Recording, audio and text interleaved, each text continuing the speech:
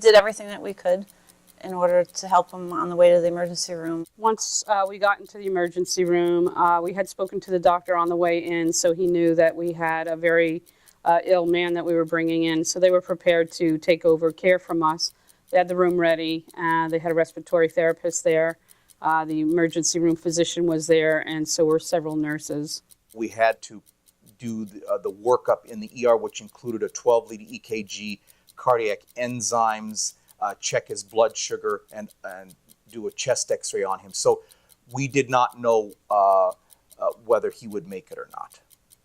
When he came in, just looking at him, you're thinking to yourself, well, it's a high possibility that this patient is not going to make it because, based on the age and the condition he came in, intubated and so on.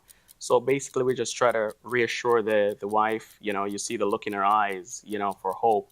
And we're just trying to reassure that we're going to do the best thing possible, whatever we can, to save his life. I had his vitals trending lower. His vital signs, his blood pressure was slipping. I had to cut back on his sedation at one point because I'm balancing his blood pressure against the sedation.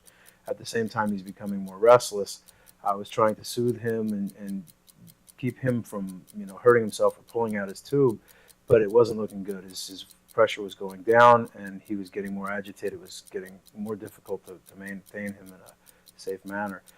When he first arrived in the intensive care unit, he was in what we refer to as multi-organ system failure. In other words, 2 or more systems, the body's divided into systems, 2 or more systems were affected. Primarily, he was in pulmonary edema on the ventilator, and his kidneys had failed. He was being kept alive by a ventilator to overcome the issues in his lung, and he received dialysis for a couple of episodes because his kidneys had failed.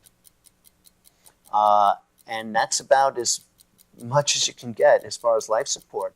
Assessing him, going by some scoring systems, he had a mortality of about 30 to 40%. This is a patient whom I had met in the intensive care unit and who was really very critical. But every day I would go and every day I would pray.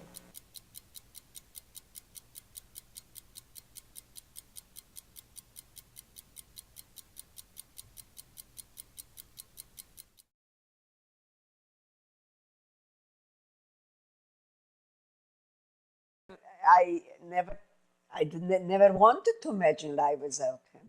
And as I said, not even when he was so sick in a coma, that I think for a minute of life without him. Maybe I was hopeful. He was being taken care of. I was praying, and that's all I could do.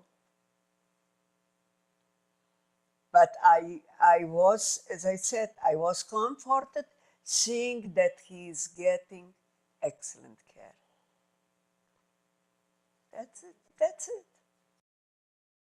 And I owe my life and everything to Trinitas Hospital.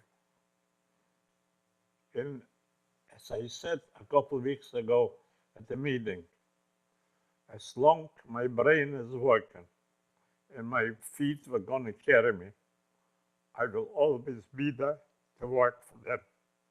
What they did for me.